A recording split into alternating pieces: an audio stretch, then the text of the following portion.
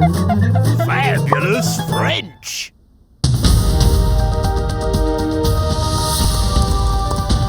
Hello and welcome to the news at When, 1789, and the peasants in France have grown tired of being poor and hungry, while King Louis XVI and his rich friends live in luxury. The French Revolution is about to begin. Let's go over live to Mike Peabody, who is outside the Bastille fortress in Paris. Mike. Thanks, Sam. You join me right outside the Bastille, France's most infamous prison, where a large mob of very angry Frenchmen has gathered. We are very angry. Yeah, I just said that. 2 negotiators are being sent inside to arrange the release of the king's prisoners. And we are going to put the governor on trial for treachery. They're going to put the governor on trial for treachery. I know, I just said that. All right. Let's see if we can follow them inside. They're in, let's go. Vive la Revolution! What he said. Are you the governor of this prison? No. That right there is the Marquis Bernard de Launay, the governor of this prison. Thanks, mate. Thank you. Oh, I'm sorry. No, thank you. Thanks very much. Yes, I am the governor of the prison. We are here on behalf of all our revolutionary brothers who starve in the streets while you aristocrats live in luxury. We demand the release of all prisoners and... are those, pain au chocolat? Oui. Would you like one? I wouldn't mind. I mean, they look please. very nice. I might have a little... Unbelievable. We demand a release of all of our revolutionary brothers and sisters who starve in the streets. Is that a crayfish? It's lobster stuffed with caviar. So there we have it. In an extraordinary turn of events, the negotiators, far from putting the governor on trial, have instead decided to sit down for a meal with him. A little bit far away from their own revolutionary principles, I would suggest. There you are! You took so long, we thought you'd been captured. So we stormed the Bastille. No, I am fine. Fine like these fine cheeses. Oh, have you tried the governor? No, but we have tried the veal. Honestly, if you want the job done properly, you have to do it yourself. Vive la Révolution! So there we have it. Thanks in part to a long lunch, the Bastille has been stormed. The common people of France have risen up to declare war on the rich. Louis XVI, if you are watching, I'd watch your neck if I were you. And that is how we deal with the upper classes. Well, that's a jolly good show. Jolly good show. Yep. You're not upper class, are you? No, I'm not upper class at all. No, I just, sort of middle class really, but sort of minor public school. This is Mike Peabody reporting live from the Bastille for HHTV News, really wishing he was somewhere else. Oh, Bonjour and welcome to Middle Ages France. Home to poor peasants like me and rich aristocrats like this prankster. Woo!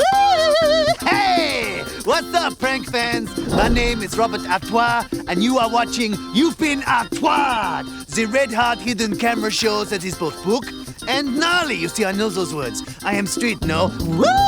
That's right! Okay, as usual, we have rigged up my beautiful French crib with the coolest, most up-to-date pranking technologies the Middle Ages can offer. All we need now is some friends to come round, some dukes, some duchesses, and then we crank up the pranks. All right, top of the pops! Let's go! Woo! Looks like we got a bite, my prank friends. Right there is Angelina. She's a good friend of mine, a real good friend of mine. She's also an honest-to-goodness princess from the neighboring county. Awesome. Woo! Now, what Angelina does not know is, I have buried this clever water pipe in the middle of my garden path. It is specially designed to spray cold jets of water up ladies' dresses. Boom, boom, bang, bang, baby!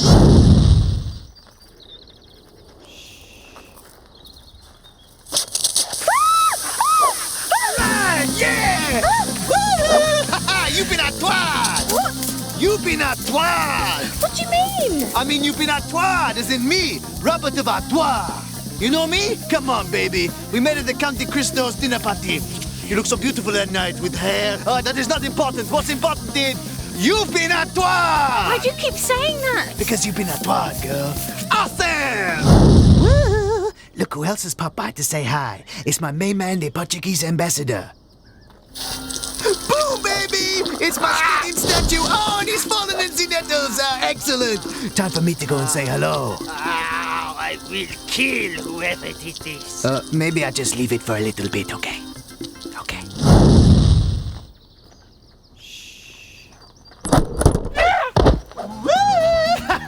My best blood, the Lord Donfrey, has just been outward! You've been outward! Think I need a doctor. My leg is broken. All right! Top of the pops!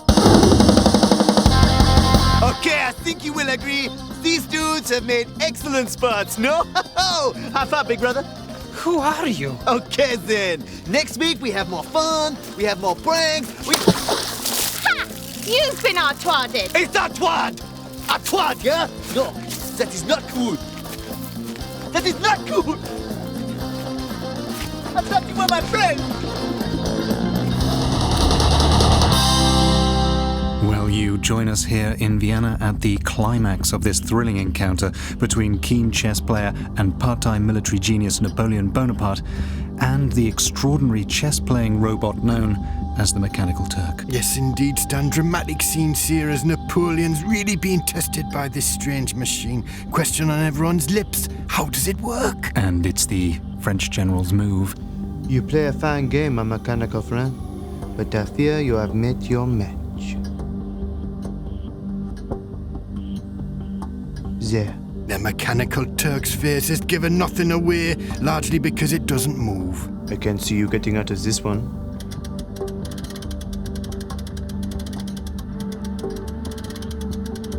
And if I'm not much mistaken, that is checkmate. Yeah, he's done it. The Mechanical Turk has beaten the French Emperor, causing shockwaves here in Vienna. What? No! How did you? No, he's not very happy about that. He's stormed off. The Mechanical Turk has the form of a chess grandmaster. Well, Stan, that's probably because there actually is a chess grandmaster hidden inside it. Shh. It's our little secret. Oh, my word. Hello and welcome to the news at When. When, 1789, when the people of France decided that King Louis XVI and his rich friends had been living the high life at their expense for long enough, and that it was time for common people to run the country. Here with more details is Bob Hale with the French Revolution report. Bob. Thank you, Sam. Well, sacre bleu me, if that isn't France, which it is, if it's not the 1780s, which it is, and if that right there isn't a very angry Frenchman, which it is, and he's got every right to be, because back then France was very much a country of le haves and le have-nots, where the posh people have fine food, fancy clothes, palaces and helicopters, while the poor people, like this chap, don't even have the bread on their table. But how can... What? I don't think I did say helicopters. But how do these poshos afford all that stuff, I hear you ask? Well, by taking money from poor taxpayers, like our friend here, and then borrowing even more money from other countries, which means that by 1789, France is riddled with debt, and most French people are penniless and hungrier than an alligator on the moon. All while King Louis XVI and his posh chums are living it up big styley. Terrible, really, but I guess that's just the way things are, and there's not a lot you can do about it, right? Wrong! The commoners strike up a plan to remove the king and run the country themselves, which signals the start of the one and only, the world's famous, ladies and gentlemen, it's the French Revolution! Vive la Revolution! Sorry, I get a bit carried away. And the revolutionaries don't hang around. They storm the Bastille, the famous old fortress here in Paris, partly to show the king who's boss and partly to steal a load of explosives. Oh! Well, that's angry mobs for you. So King Louis, fearing for his life, dresses up as a Russian aristocrat's butler, a little bit weird, and runs off to hide up here in a place called something or other. A cunning plan that works this much. Yep, not at all. The king is captured, he's brought back to Paris and told that he's not in charge anymore. He keeps the crown, but he loses most of his power, influence, and helicopters. And that's what? I didn't say helicopters. And things go from bad to worse for King Louis. In 1792, France declares war on Austria, a neighbouring country who want the revolutionaries out and the king back in. So they tell the revolutionaries that if they don't put the king back in, they'll start doing some pretty horrible things to the French people. A very clever tactic that works this much. Yep, not at all. Turns out the revolutionaries just hate being told what to do. They completely ignore the threat, accuse the king of plotting with the Austrians, and cut his head off.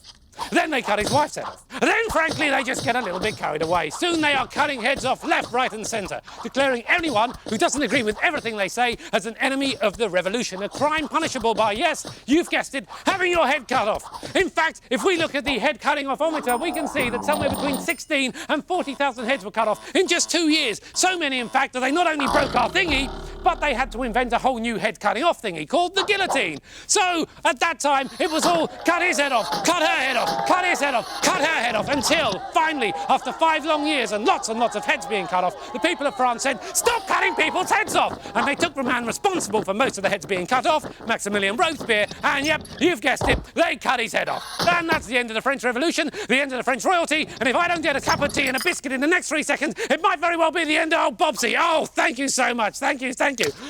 Oh, that feels so much better. You know, now I think of it, I did say helicopter there, didn't I? I think I just need a holiday. Sam, a couple of weeks in the Maldives?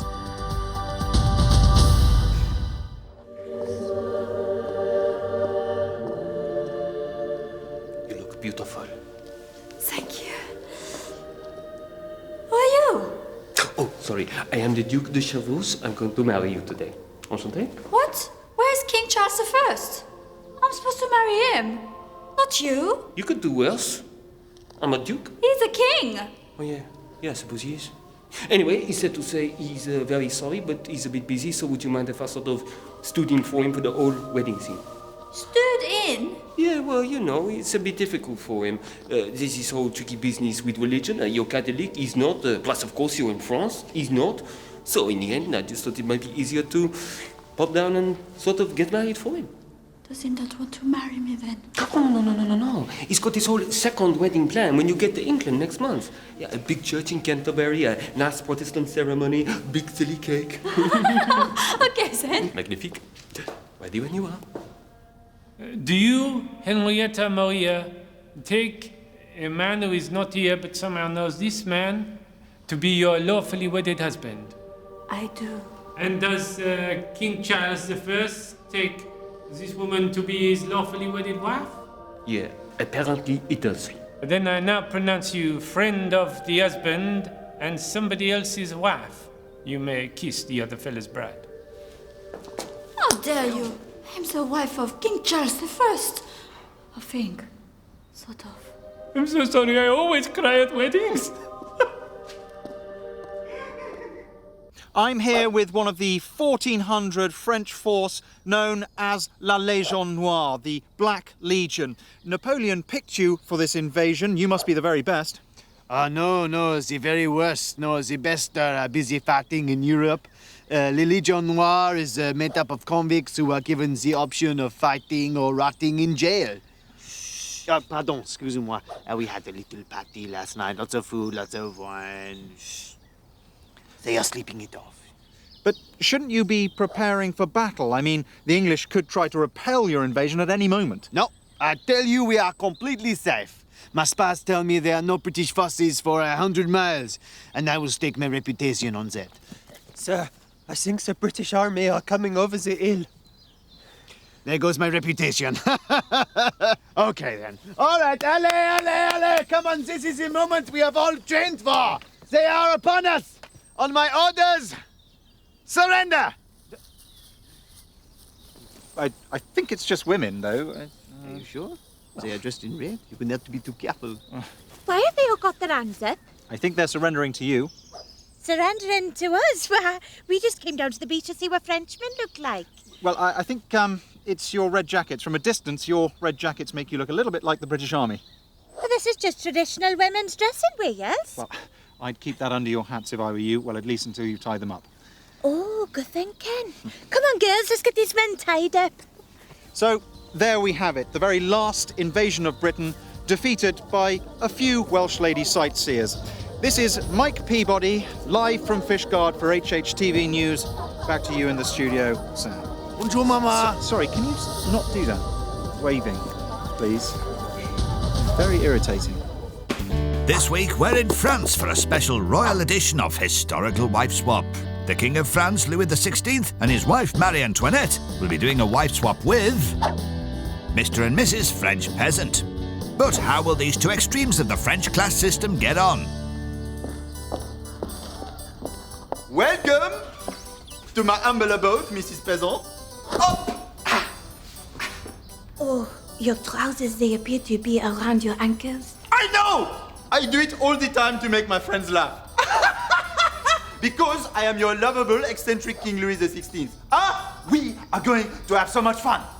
Benoit, you show Mrs. Peasant to her room. Oh, if you don't like it, you can pick another one. We have 700 rooms here at Versailles. Meanwhile, over at the peasant cottage... Which way is my room? This is your room. And my room, it is the room. Oh, very funny! My husband also likes to drop his trousers. I've lost so much weight that they keep falling down. Us French peasants are starving to death. Well, anyway, it's very funny when Louis does it. So, are things going any better at the royal palace? Tell me, Mrs. P, would you like some cake? Oh, yes, please. Benoit! Bring some cake, please!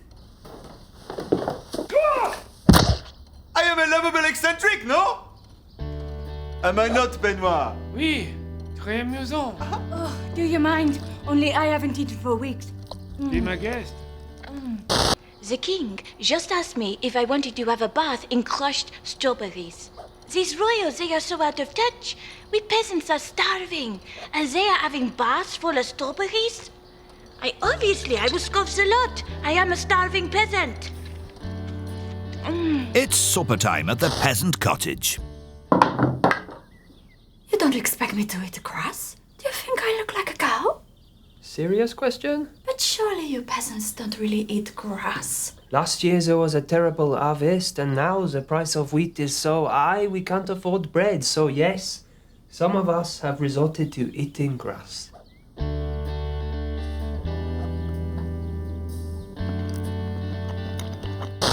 I must say that this whole experience has been a real eye-opener for me. I mean, the poverty, the hardships, I have learned so much. Like never hang out with peasants. Ugh. The wife swap is at an end, and it's time for the royals and the peasants to settle their differences. Oh! Look at that! Your trousers are around your ankles. This country does not need a lovable eccentric for a king. France is penniless, and yet you royals, you're spending money like it grows on trees. Which is silly because it doesn't. How can you bear to see your country in such a state? Excuse me. I'm from Austria. This isn't actually my country. It's true. I don't think you are helping. Let's start a revolution. Oui. Down with the royals! Vive la révolution! Don't worry, darling. I know exactly how to deal with this. Tick, tock. Boom! Voila! Look! I don't think it's working. Run. Vive la révolution! Ready for me? In 1812, the Emperor of France, Napoleon Bonaparte, assembled a 600,000-strong army and invaded Russia. But only 1 in 5 of his soldiers survived. Le Survival Guide. Bonjour. If you are watching this, then you must have joined the French army. Vive Napoleon, super cool. Watch carefully. This survival guide might just save your life, mon frère. Tip 1. In the French army, you have to march up to 40 miles a day. That's right, 40 miles a day, zut alors. And we all know what that means. Blisters, big time. But don't worry, there is a solution. Simply drop an egg into each of your boots. Warning, will not work on boots with holes. Tip 2. Food can run short, especially if you're on the long march through the miserable Russian winter. I wish I had not dropped those eggs into my boots now. I'm so hungry I could eat an horse. Well, that's good news, because that's what you will be eating. If a cavalry horse dies, you will have to eat it just to survive. Tip 3. In the smoke of battle, it is easy for the soldiers in the front ranks to be shot by the ranks behind them. 1/4 of all casualties in the French army are shot by their own side. Not cool! Aïe, aïe, aïe, mon derrière! Your best plan is to stand in the back row. Oh, now he tells me. Aïe, aïe, aïe. And finally, tip card. If you want to guarantee your survival in the French army, simply pay someone to take your place. Et voila. Now, if anyone asks, your name is Benoit, you're 32 years old, and you're in charge. You never saw that, right? Coming soon to a field in northern France. Agincourt, the most memorable battle of the age. A true story of conflict between the superior French knights. We vastly outnumber the English. We are better armed, and we are playing at home. This is going to be slaughter. And the Welsh and English underdogs, outnumbered, ill-equipped, and desperate. Might have some of this mouldy bread for lunch. Oh, yeah? Yeah, I might save it, though. What, for dinner or something? No, in case I get badly wounded, I can shove the mould in the wound and it kills the infection. Ah, nice. I'm gonna have some of this cheese. There would be no mercy. This is going to be slaughter. You said that already. I know. I just like the word. Slaughter. Chargez! They're coming! They're coming! All the English archers had was their determination. They're still coming! Taking a long time, aren't they? Yeah, I think they're stuck. And lots of mud. Okay, heavy armor, too many knights, too little room, lots of arrows and lots of mud.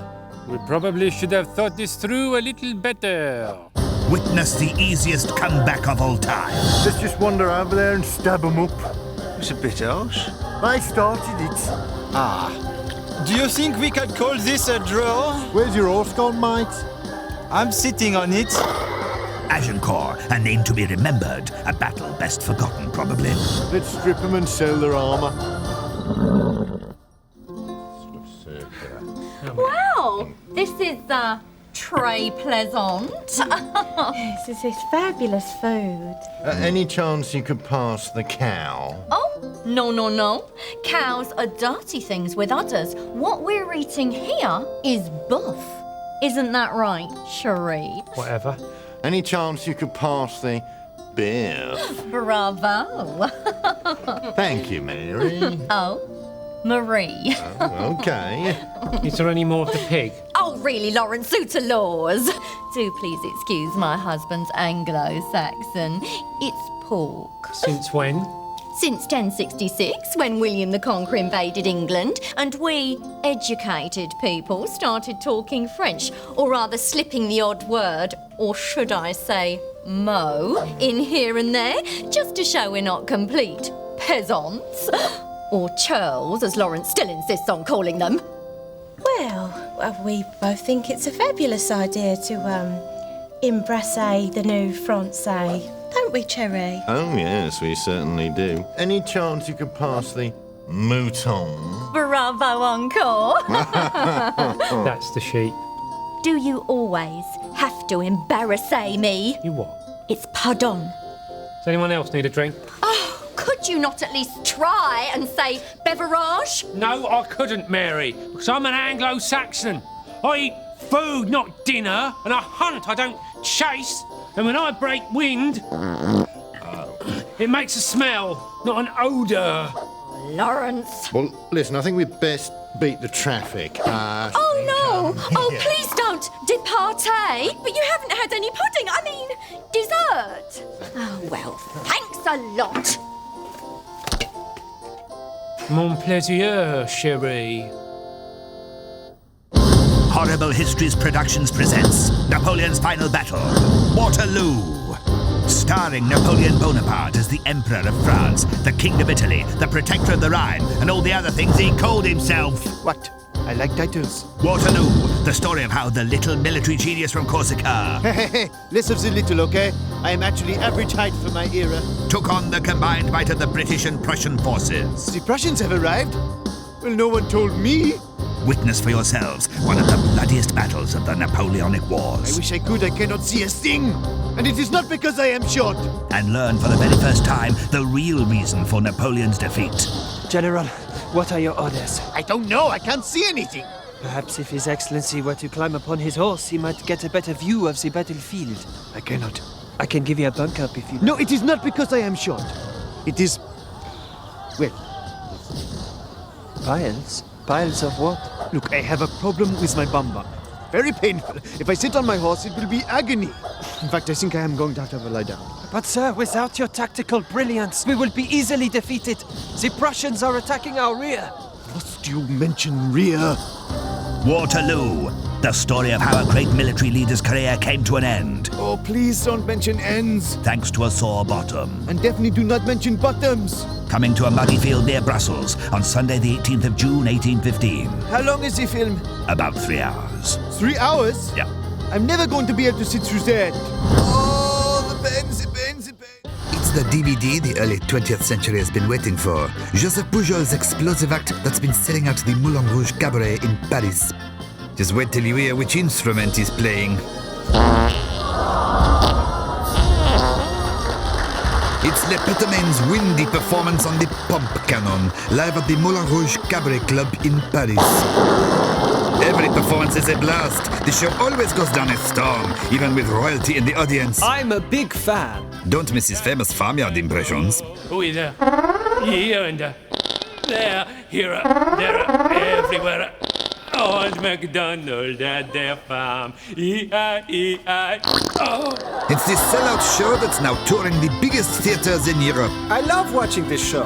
Merci, thank you, and good night. Available now on DVD, the act that everyone's gassing about.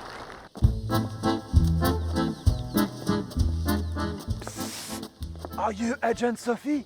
Yes, I am she. Agent Sophie, welcome to France. I am Claude, your contact in the French resistance. I understand you have some instructions for me? Yes, they're in my suitcase. Here you go. Wait a minute. You come all the way to German-occupied France to tell me I need a wash and to brush my teeth? No, of course not. Although, the secret instructions are hidden inside the soap and the toothpaste. They're written on silk. Oh, this is very clever. So if the Germans search your suitcase, they won't find anything. Ingenious. We thought so. So tell me, what do you have hidden inside these things? Well, the hairbrush contains some spare money, and the chess set has a map of France hidden in it, just in case I lose my way. Amazing. You British secret agents have so many things hidden inside other things. It is wonderful. Oh, but I see you also have brought some dinner, and what's this? Oh la la, a bottle of wine. Oh, no. Be careful with that. The bottle of wine is actually a bomb. Of course it is. I should have guessed. Next, you'll be telling me that you have hidden a machine gun inside this fish. Yes. Is it that obvious? I'll have to tell the boffins in London to work on that. They really are geniuses, you know. They've even made mines that look just like animal poo. Ah, so you are telling me that this cowpat is actually a landman. Oh, it even smells like the real thing. No. That is an actual cowpat. I didn't bring that with me. Will you pass me the soap, please?